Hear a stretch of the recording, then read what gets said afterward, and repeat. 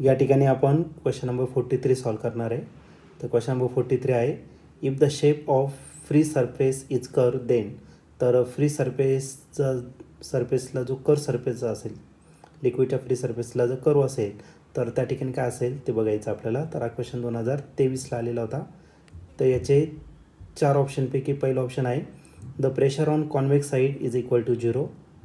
बी option आहे the pressure on convex side is equal to pressure on concave side. C option आहे the pressure on concave side is greater than that on the convex side. D option आहे the pressure on concave side is less than that on the convex side. तर या 4 ऑप्शनपैकी या क्वेश्चनचं correct answer काय असेल तर ते आपण डिस्कस करूया.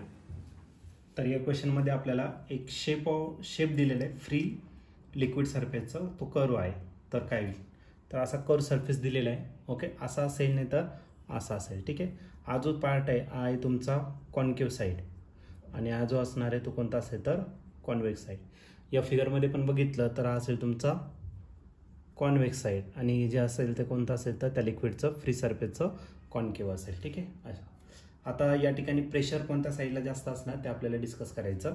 तर याच्या फ्री सरफेसला मी काय करणार, टँजंट ड्रॉ करणार. Force due to surface tension तो रिप्रेझेंट करणार.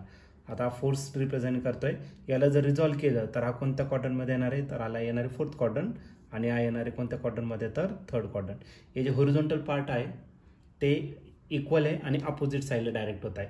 म्हणजे दोन्ही पार्ट जो आहे ते एकमेकांना काय करणार आहे, कॅन्सल आउट करणार आहे. म्हणजे जे काही रिझल्टंट फोर्स ॲक्ट होतोय तो कुठं ॲक्ट होणार आहे, डाऊनवर्ड डायरेक्शनला. ओके, डाऊनवर्ड डायरेक्शनला म्हणजे कोणत्या साईडला, कॉन्केव साईडला. मग फोर्स जो आहे रिझल्टंट फोर्स म्हणून तो कोणत्या साईडला जास्त आहे, कॉन्केव साईडला जास्त आहे. कशापेक्षा, रिझल्टंट कशापेक्षा तर कॉन्वेक्स साईडपेक्षा. ओके, मग आता फोर्स जर जास्त असेल तर प्रेशर पण कुठं असणार, तर प्रेशर जो आहे तो देखील कॉन्केव साईडला कसा असणार तर जास्त असेल दॅन कॉन्वेक्स साईड. हे झालं पहिल्याचं एक्सप्लेनेशन. आता 2 नंबरचं एक्सप्लेनेशन घेऊ.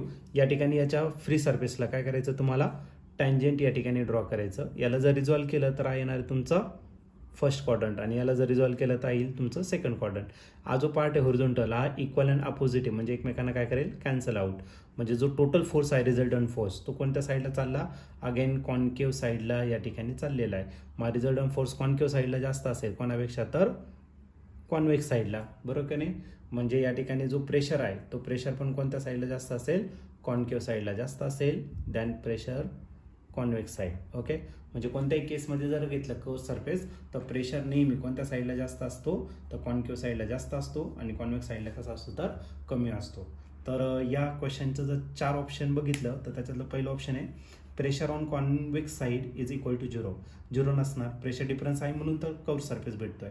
ए ऑप्शन चुकीचं आहे. B option the pressure on convex side is equal to pressure on concave. दोन्ही साईडला जर प्रेशर सेम असता तर कर्व नसता भेटला, तो कसा भेटला असता, प्लेन सरफेस भेटला असता. तिसरं ऑप्शन आहे the pressure on concave side is greater than that of the convex side. हे ऑप्शन एकदम करेक्ट ऑप्शन आहे. तर त्याचं दोन्ही एक्सप्लेनेशन या ठिकाणी दिलेलं आहे. तर सी ऑप्शन हे करेक्ट ऑप्शन असणार आहे. तरी डी ऑप्शन बघून घेऊ. डी ऑप्शन आहे the pressure on concave side is less than. Concave साईडला कमी नसतं, कॉन्केव साईडला जास्त असतं. डी ऑप्शन ही रॉंग आहे. मग या क्वेश्चनचा फक्त एकच आन्सर असणार आणि तो ऑप्शन असणार आहे सी. ऑप्शन सी या क्वेश्चनचं करेक्ट आन्सर असेल. Pressure on concave side is more than convex side.